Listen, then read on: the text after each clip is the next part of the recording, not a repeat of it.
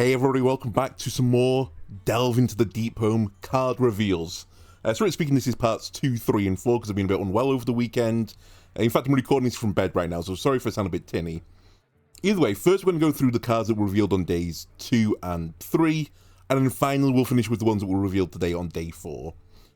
So first up we have Glowstone Gyroworm, 4 mana 4/4 elemental, lifesteal, quick draw, deal 5 damage, but you can forge it and you change the quick draw to battle cry.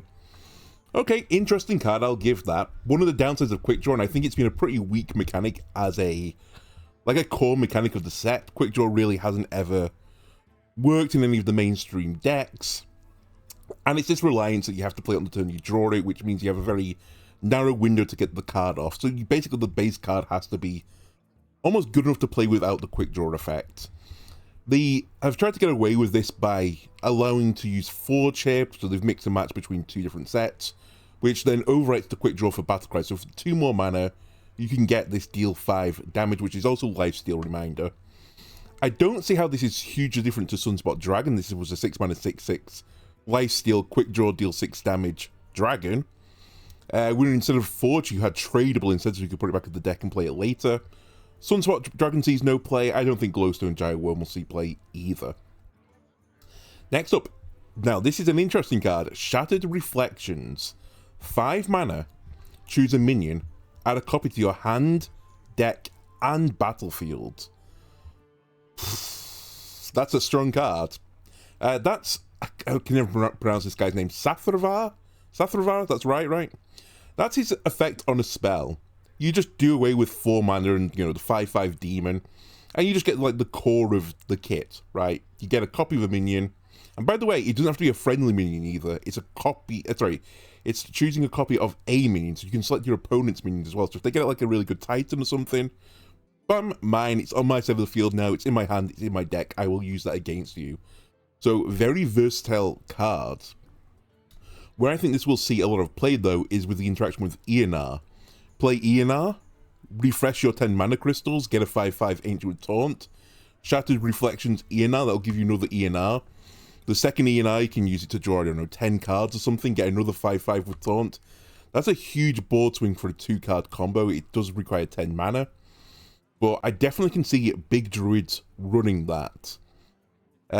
Also, in the Druidland, you could also run with Cecily as well. I don't know really exactly where Death Rattle Druid is right now. It must be somewhere down in tier 4, tier 5 obscurity. But I could definitely see you copying this card, getting one in your hand and another one in your deck, then Cecily dying and drawing itself out as a 0 mana 8/8 taunt. That could be an interesting interaction. I definitely think we're going to see it more in Druid than Priest, because Priest has got better ways of copying minions in the deck. So maybe they'll try it though. Maybe Control Priest will go giga greedy. Maybe however many of their Titans is not enough, they can play 5 or 6 of them during the course of a game. Maybe they want, 12.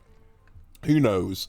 But watch this space. I think this card will see some play in a lot of decks. Well, I say a lot. It'll see a lot playing Big Druid and maybe Control Priest. Then we have Pendant of the Earth. 3 mana nature spell. Discover a minion from your deck, gain armor equal to its cost. Now, I think this could be a staple of a lot of Druid decks. Druids normally struggle with survivability, and gaining armor is a very good thing. And Druids typically are very greedy because of Ramp Druids. That's one of their main archetypes.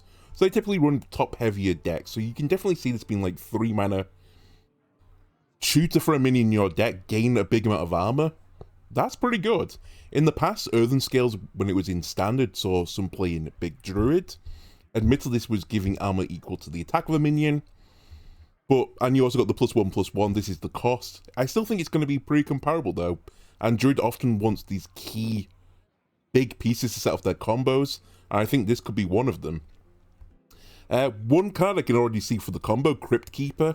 3 mana, discover Crypt Keeper, you get 8 armor, which immediately discounts Crypt Keeper's cost to 0, so you get a 0 mana 4/6 taunt, plus 8 armor. Very good. I say 0 mana, it's 3 for the original spell. Also not mentioned here, Naga Giant still in Standard, that's 20 mana. You want a 3-mana spell that gives you 20 armor? I bet your druid does. Priest, on the other hand, they have a lot of lifesteal cards. I don't know if they want to mix and match armor with lifesteal. I think you're definitely going to be more likely to see this in the druid than the priest. This then brings us to the mono druid card, Crystal Cluster, 6 mana. Gain 3 empty mana crystals. Any that can't fit, summon a 3/7 elemental with taunt. Very interesting. So this is the biggest ramp card I think ever printed. I don't think there's ever been another card that says gain 3 crystals. It does come at a price because you have to wait till 6 to play it. But in the past, Overgrowth saw some play at 4 mana, which was gain 2 empty mana crystals. And actually, I kind of see Crystal Cluster as this amalgamation between Overgrowth and Best in Shell, which again, saw a little bit of play on the ladder. You're getting 3/7s if you go over the mana cost rather than 2/7s, but they're still really annoying to deal with. And if you're ramping, you want to slow the game down. Maybe Crystal Cluster is fine. It gets you from that gap between maybe you play this on 8 or something, instead get one of the 3/7s. And rather than it just being like you're doing nothing for this turn, you've not done anything for your 6 mana, you still get a little 3/7, top up at the end just to annoy your opponent.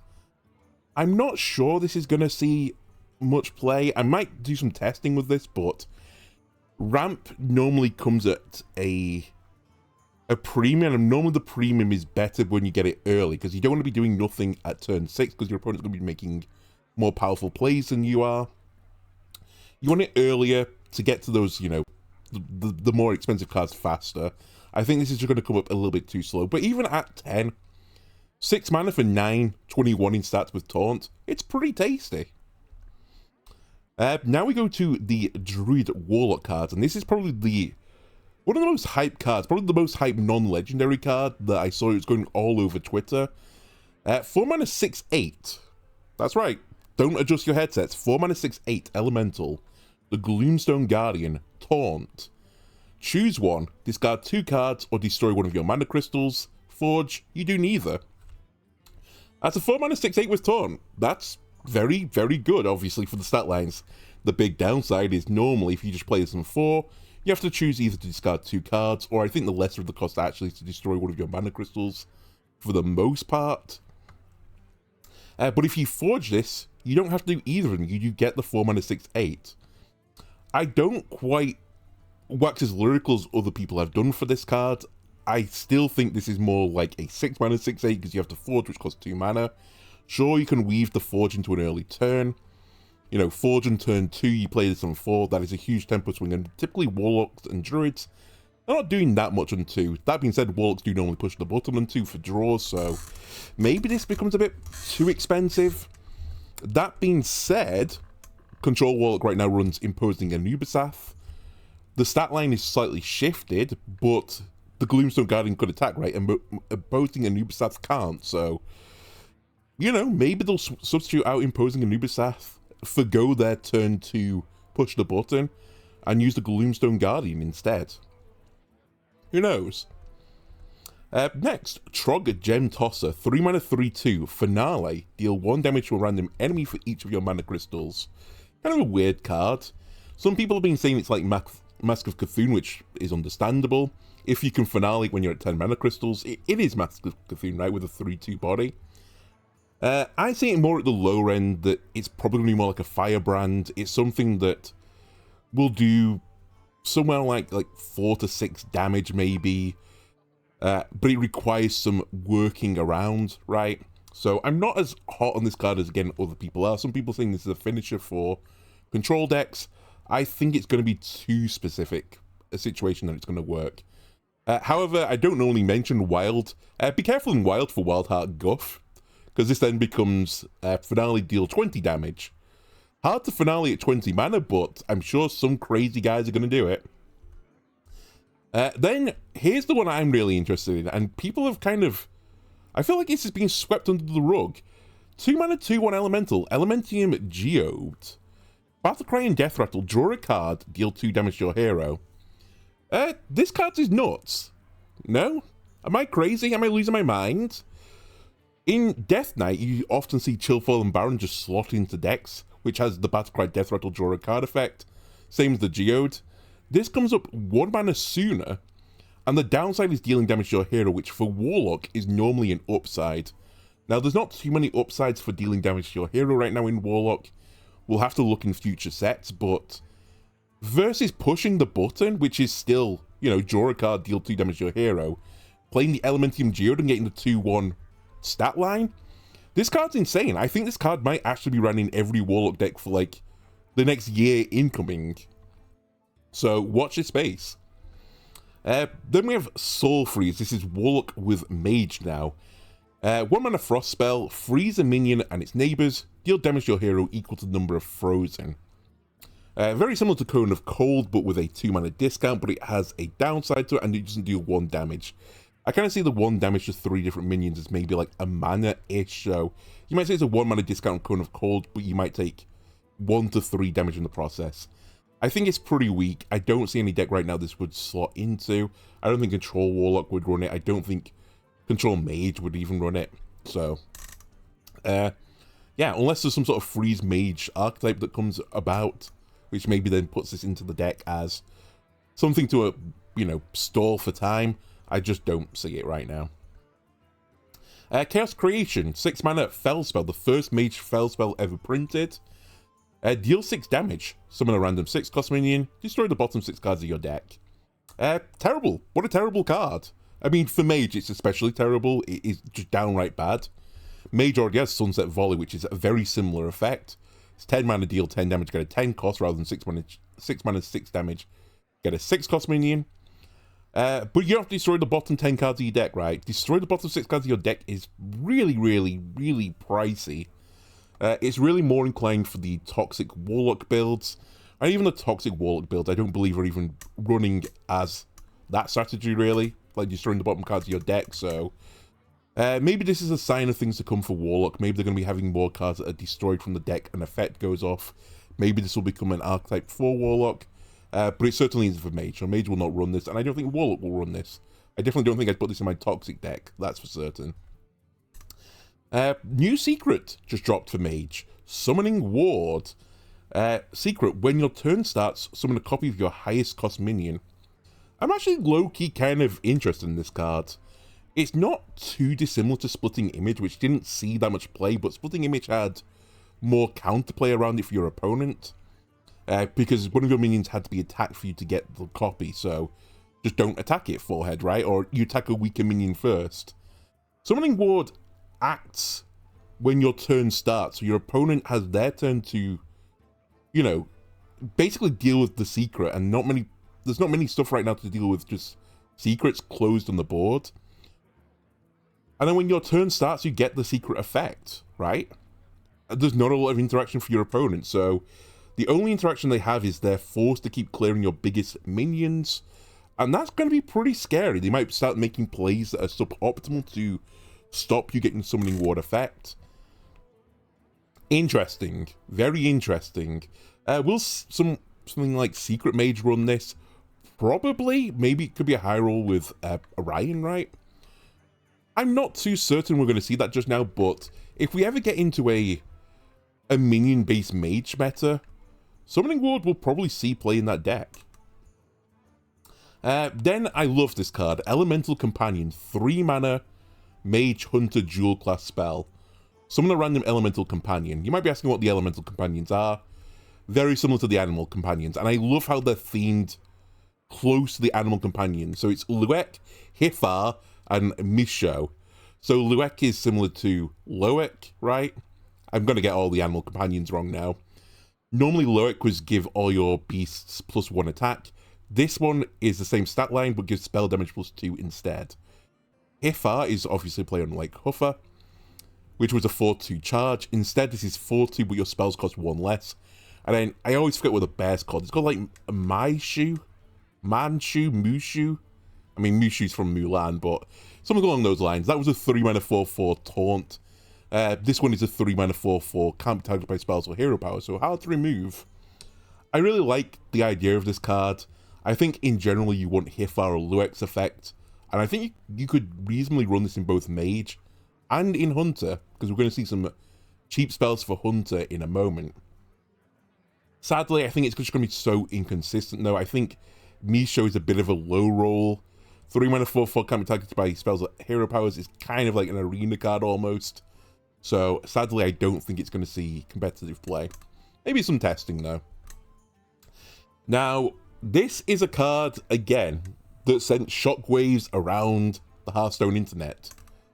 5 mana 5/5 Elemental Naga. Mantle Shaper. Costs 1 less for each spell you've cast while holding this. Where have I seen this type of text before? That's right, Corridor Creeper. And that was 7 mana before. This is the unnerfed version, by the way, which is why it's kind of grainy. Which was a 5/5 and got nerfed to 2/5. Which was cost 1 less whenever a minion dies while this is in your hand. This card was so unbelievably broken, and this was in early Hearthstone. I'd be kind of intrigued to see where Corridor Creeper would sit now in modern Hearthstone. That it had a 3-attack nerf to it, which is kind of crazy. I can't remember if it used to be a bit cheaper as well. Maybe it had a mana nerf as well, but they hit this card hard. Mantle Shaper, 5 mana 5/5 with 2 classes that, if you're going to pick classes that can vomit spells out, Mage and Hunter have got to be up there as like 2 of your top 3, right? You could easily see this getting discounted to 0, especially in like Rainbow Mage, right? Where they're throwing spells out kind of willy-nilly. You want a free 0 mana 5/5? Well, now you can. It's Mantle Shaper. I will say, I don't know, and I kind of allude to what I said before. How would Corridor Creeper perform in modern Hearthstone? You have got the downside of Mantle Shaper that you're not doing anything while it's in your hand. It's kind of like a dead card. But I still think that, especially Mage, where they can typically replace a spell that they cast with, you know, discovering something from that spell. I think this card will see some play. I just don't know if it'll quite make the cut. It'll certainly make some testing. Either way, I suspect this is going to be somewhere, and I'm not really doing star ratings right now, but I think at least it's going to be like the 4-star range, right? It's going to find its way into something. Surely it finds its way into something, right? Here's another one that sent a bit of a shockwave around the internet. Mismatch Fossils. 3 mana, discover a beast and an undead, swap their stats. Well, immediately what everyone started doing is finding the, you know, the edge cases where it breaks the game. One of the funny ones I saw was Thaddeus, and you're going to see this a lot now. Thaddeus plus Freebird. It turns Freebird into a 10 mana 11/11 charge. Your opponent's not expecting 11 damage to the face, probably. Also, you could Snowflip a Penguin your Thaddeus to get a 0 mana 1/1 Thaddeus and just abuse its effect rather than its stat line. Yeah, I think this is a pretty solid card. I did look through it. There's so many beasts, so many undeads that it's just a whole smorgasbord, right? Sometimes this card is going to be 3 mana, discover 2 random, well, not discover 2 random, but get 2 beasts and undeads, and they're going to be kind of like meh. But sometimes it's going to be the bee's knees. This might slide into, Highlander Hunter. Sorry, I couldn't remember the name for Highlander. One of the decks, well, maybe not the deck, but one of the classes I think people are underlooking this, or overlooking. Wait, underlooking would be, never mind. They're overlooking it.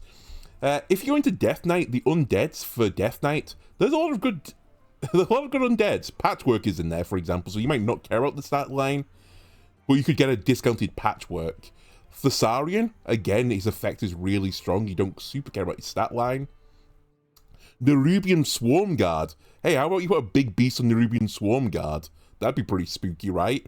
And you get 2 copies of it. Similarly, Malignant Horror, again. Put a big stat line on that. It has Reborn. It can copy itself. So I think Mismatched Fossils might see some play in maybe some sort of unholy, dare I say it, Blood Unholy hand buff Death Knight deck. Who knows? Now we have Obsidian Revenant. 6 mana 4/6 Elemental, Taunt, Death Rattle, summon 2 random Death Rattle minions that cost 3 or less. This is going to live and die by the Death Rattle pool. I did have a look through it early, but it's just too expansive at like 3 or less for me to really go into like too much detail. I think it's pretty solid as a card. It's kind of sticky. Some of the Death Rattles in the 3 or below range are Death Rattle summon something else, so you could conceivably see you putting this maybe as a top-end finisher of like an aggro Death Rattle deck, maybe, where you just can't clear this board fully. Like, and it just keeps hitting you in the face, like, you know, 3-cost Death Rattles come out of it. Then one of them dies, and maybe they've got another minion behind it, and it's just a nightmare. Obvious synergies: Bone Shredder from Death Knight and Defense Attorney Nethanos. Maybe this card triggers some sort of Death Rattle Hunter, Death Rattle Death Knight build that isn't, you know, the combo one. I'm not sure. I don't think it's quite there yet. What I think might be there, though, Shimmer Shot, arcane spell for 1 mana, deal 1 damage, summon a random minion of that cost. Hey, that's pretty good, especially since it's not too long ago that Arcane Hunter was a thing, which was running stuff like Celestial Shot, which was spell damage plus, or Halduron, you know, giving your arcane spells +1 spell damage. Shimmer Shot might be something that lets you move away from the secret package, even from the Arcane Hunter build, and you just go with more face spells, right? The problem with the Arcane Hunter build eventually was that people were playing around the secrets.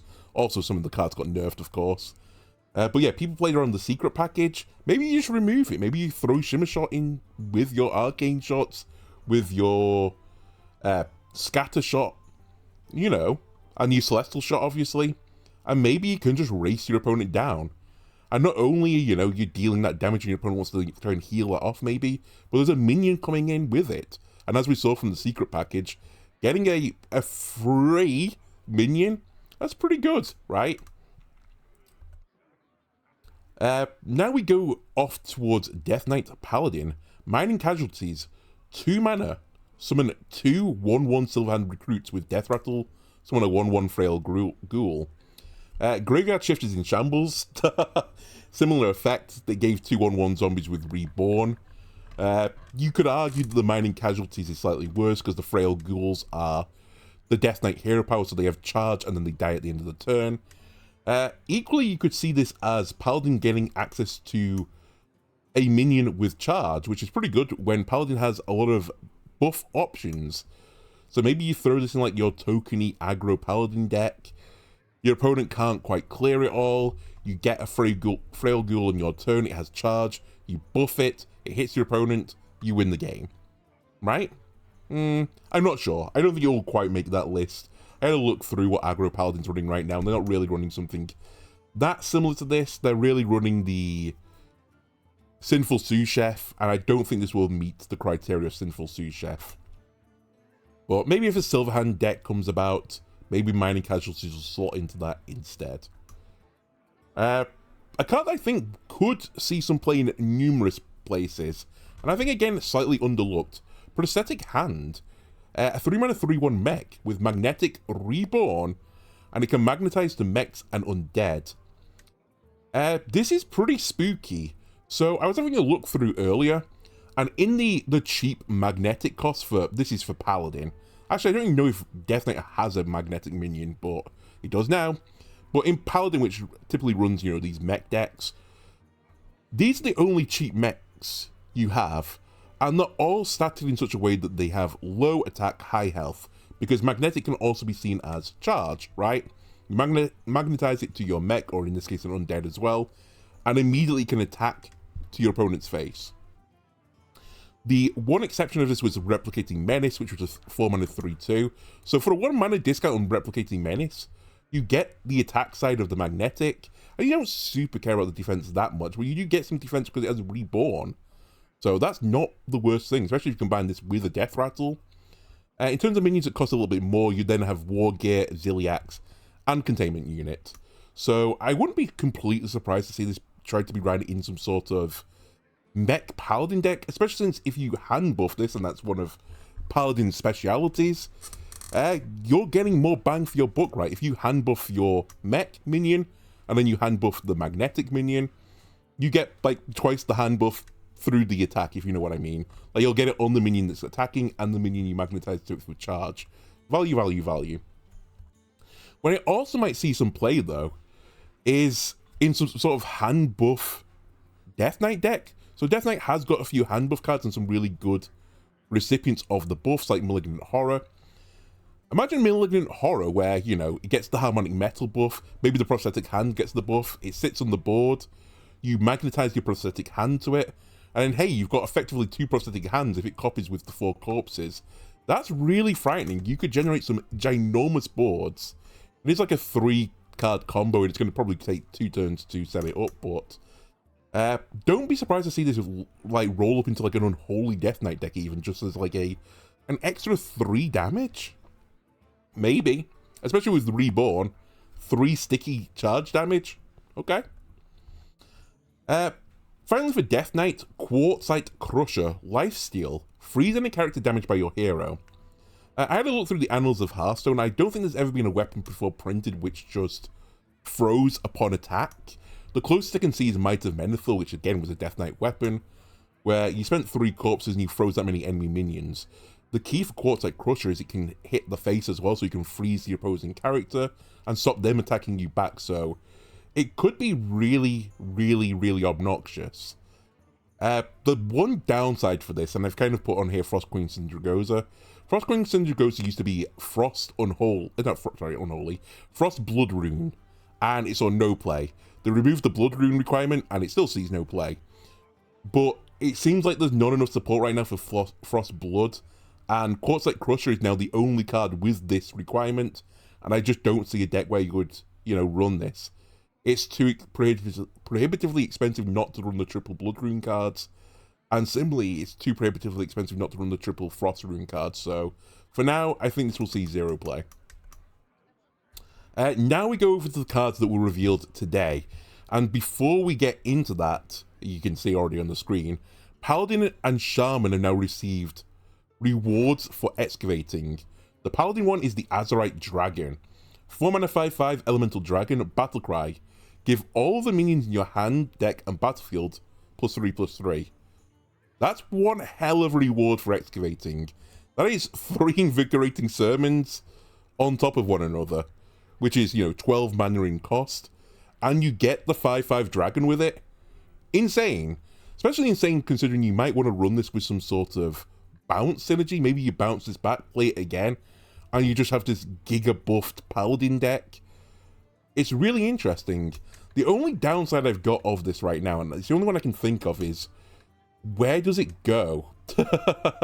So, Pure Paladin obviously won't be able to run this because the Excavate cards will require you to run... Whoops, the daisy, sorry, that's my microphone falling off the table. Sorry. It will require you to run neutral cards. You're going to have to run the Kobold Miner, and you're going to have to run the Burrow Buster, right? So, probably not running it in Pure. You're probably not running it in the aggro list either. It's probably going to be too slow for that, so you're kind of running it in this sort of... And you're not going to run it in the Highlander list either, because you're going to want duplicates of your Excavate cards to get more Azerite Dragons. So what I think it's going to cause is some sort of hand buff Paladin deck, maybe. Maybe it's with Mech Paladin, because Mech Paladin already has a good hand buff archetype. Maybe it slots into there. I don't quite know yet. I think this will be a completely different deck from what we've seen from Paladin, which is a really cool thing for the mini set to generate a new deck. This may go in that new deck. Fossilized Kaleidosaur, 4 mana 3/4 Undead Beast, Battlecry, gain 2 random bonus effects, and excavate a treasure. So this is the excavate card for Paladin, or at least one of them. This reminded me of Galvadon, which was, and it's a big claim, because Galvadon was a quest reward, but it kind of reminds me of getting Adapt on a big dragony type thing, or dinosaur-y type thing. You can almost see like 2 random bonus effects. By the way, the bonus effects are stuff like Rush, Lifesteal, Reborn, Wind Fury, Poisonous. You get the deal right now. It's almost similar to being adapted, getting these 2 random bonus effects and excavating a treasure, like drawing a card. I think it's a pretty solid card. It's just, again, this is going to have to go into this hand buff deck. And will it fit the rest of the hand buff archetype you'd want to put around the treasure? I don't know. There's obviously some high rolls here that if you ever get the +3/+3 off on it, and you get Wind Fury on it, that's going to be insane, right? If you get like Rush Lifesteal, insane. So, I don't know, I like it. This is going to be some sort of mid-rangey Paladin deck. I'm definitely there for it. I now need to go to the reward for Shaman, because the other Excavate card is a dual class one between Paladin and Shaman. Shaman's treasure is the Azerite Murloc, 4 mana 5/5 Elemental Murloc. Battlecry, transform all of your other minions into ones that cost 3 more. keeping their original cost. So I believe this is worded in such a way that it'll transform everything but the Azerite Murloc, so you can bounce this back to your hand to replay it in the future. However, they've kept the other minions that transform at their original cost, so you can't abuse it by just bouncing it, playing it, bouncing it, playing it, and getting this giant board. I think that's where the thought process is here. Either way, the effect is like an AoE explosive evolution. I think it's pretty weak, but we'd have to see. I don't know exactly where it's going to get ran. Again, this would have to take another separate deck. It's going to be Control Shaman without the Highlander, because again, Highlander and Excavate is kind of anti-synergistic, so... And it's going to have to be minion-based to get the best effect from the Transform effect. Other rewards, though. This is Paladin and Shaman. If you excavate 2 times, Sir Finley and the Intrepid's effect will go off, which is a 3-mana 2/3 Murloc. If you've excavated twice, Battlecry, sorry, transform all enemy minions into 1/1 Murlocs. It's Plague of Murlocs and Shrinkray. They've had a baby, and it's Sir Finley. Spoilers, it's Sir Finley. This is an interesting card. I can't quite decide what to make of it. I actually think this is pretty weak. I don't think the juice is going to be worth the squeeze on it. You're only going to be running 1 copy of this in your deck, unlike a lot of the other Excavate Twice rewards, which you can run 2 of. And the effect is not that powerful, really. I know Shrinkray is, it's a 5-mana spell. Would this see play now in Modern Hearthstone? I'm not sure. I don't think it would. Does Plague of Murlocs see play now? Not really. And the other thing about Murlocs is, there's a lot of them that are, battle cries, so obviously you get no effect of them, or other effect of them. There's a decent number that have auras, though, like the War Leader, so don't be surprised if your opponent's board is actually pretty spooky when it comes back against you. And also in that, there's stuff with, like, Divine Shields and stuff. Yeah, there could be some spooky things coming back from the opposing side, so... I don't think this is gonna be... I don't think the pull of this is big enough for me to run... Let's say, I don't think you'd put this into the Shaman excavation package. I just don't know how you'd make that. But then when I think, would you put it in the Paladin list? Maybe, but it's pretty weak. I'm not gonna lie, I think this is pretty weak. Anyway, card I don't think is that weak. Shroom Scavate. 3 mana. Give a minion Wind Fury, Divine Shield, and an Excavate a treasure. This card could be bonkers, I'm not gonna lie. It's basically Wind Fury, but for 1 extra mana, and the removal of nature, you get Divine Shield and you effectively draw a card. Yeah, this is going to be really strong. Now, normally Wind Fury is like, well, it was balanced by being restricted to Shaman, and then, restricting the attack of the Shaman minions. Shroom Scavate is accessible by Paladin, and doesn't have those same criteria, so I can see Shroom Scavate going into some Paladin lists, especially like the Holy Paladin lists, where you're just constantly buffing minions.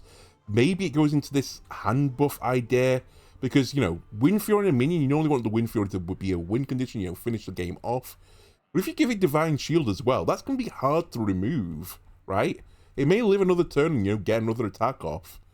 So, I think the Excavate package for the Shaman, I don't see the pull towards Shaman as much as I do towards Paladin, and I don't think the double Excavate reward with Sir Finley necessarily will make that deck, so we'll watch this space, though. The other card for just pure Shaman, Digging Straight Down, this is their other Excavate card. 4 mana, deal 8 damage to a minion, Excavate a treasure. Not too dissimilar to something like Torrent. Torrent saw quite a lot of play, but I think the 3 mana discount was probably worth more than the Excavate, at least for the first 2 Excavates. I think after that, then, Digging Straight Down is better than Torrent. But often you don't need the 8 damage, right? So, I'm not sure again. I'm not sure. And then finally go into the Shaman Warrior cards. Aftershocks.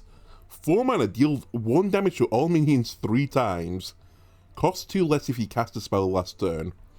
I think this spell could be pretty good. I think this is the spell to deal with token decks, right? Especially tokens that summon more tokens. Because you give this a little bit of spell damage, and you're probably clearing the entire board. clearing the entire board that gets summoned from that. And hell, if something gets, a third trigger, one more time. It doesn't... It reminds me pretty similar to Landslide, which was a 2-mana, deal 1 damage at all enemy minions. If you're overloaded, you do 1 damage again.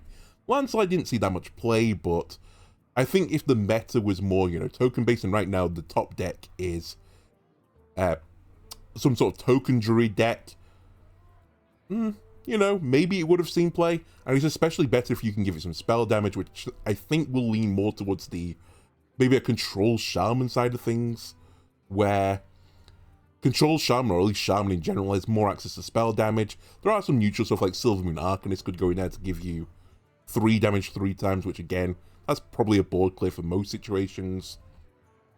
But maybe, if the meta is really token-based, Warrior might slide this into their deck, especially since Warrior will probably be trying to run some Highlander lists now to get Brand effect. The final card, I believe, oh god, I hope it's the final card. If I've missed one, apologies. Needle Rock Totem. 2 mana 0/2 totem. At the end of your turn, gain 2 armor and draw a card. Manatide Totem in Shambles. This is really, really good. I honestly think this might be one of the underrated cards. I've not really seen the full feedback on the internet. It was only revealed, 20 or 30 minutes ago. But it's Manatide's effect, plus you get draw armor, but it comes with a mana sooner. And, for the cost of that, you lose 1 health. It's a pretty good deal. There's not a lot of decks that are going to be able to deal with a 2 mana 0/2 on 2. You might get its effect 2 times. Hell, I think you might see this in Highlander Warrior. I'm being sincere about this. Because one of my issues when I tried to run Highlander Warrior in the past before the Bran effect was that I was struggling balancing the draw side of things. This could be the answer, though. You gain armor passively, you gain a card passively. That's pretty solid. Anyway, that's all there is for the mini set. I think that's all the cards revealed now. And all we have to do is wait for Thursday for them to come out. I'll see how I am tomorrow. If I'm feeling okay, maybe I'll put a star rating towards all of these. But hopefully I'll be well enough to stream on Thursday and we'll check out some insane decks. Let me know what you think in the comments below. Goodbye.